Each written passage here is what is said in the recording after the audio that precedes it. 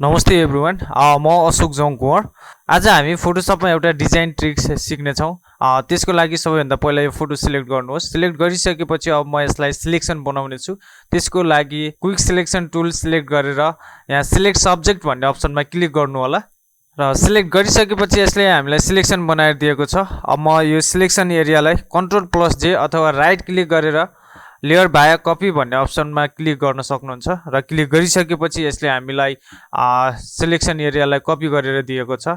So म यो original इमेजलाई select गर्छु र फिल्टर भन्ने अप्सनमा गएर ब्लर गेसन ब्लर भन्ने इफेक्ट अप्लाई गर्नु होला र आफूलाई चाहे अनुसार फोटो चाहिँ ब्लर गर्न सक्नुहुन्छ। ब्याकग्राउन्ड यसरी ब्लर गरेर ब्याकग्राउन्डमा इफेक्ट युज गर्न सक्नुहुन्छ र अब म यसमा टेक्स्ट एड गर्ने छु। राजेश दाई यो टेक्स्टको म व्हाइट कलर युज गर्ने छु। Ctrl+Delete Alt+Delete अथवा ब्याक स्पेस की युज गर्न सक्नुहुन्छ फोरग्राउन्ड कलर युज गर्नको लागि।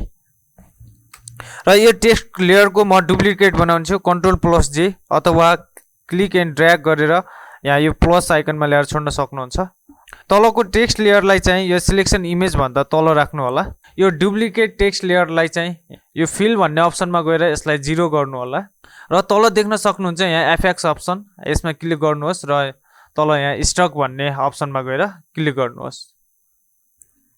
क्लिक गरिसकेपछि यहाँ लेयर स्टाइल आएको छ, यहाँ स्टक भनेर दिएको छ। यहाँ साइजमा गएर तपाईले आफ्नो साइज अनुसार स्टक एप्लाई गर्न सक्नुहुन्छ र यहाँ कलर भन्ने अप्सनमा गएर कलर पनि चुज गर्न सक्नुहुन्छ।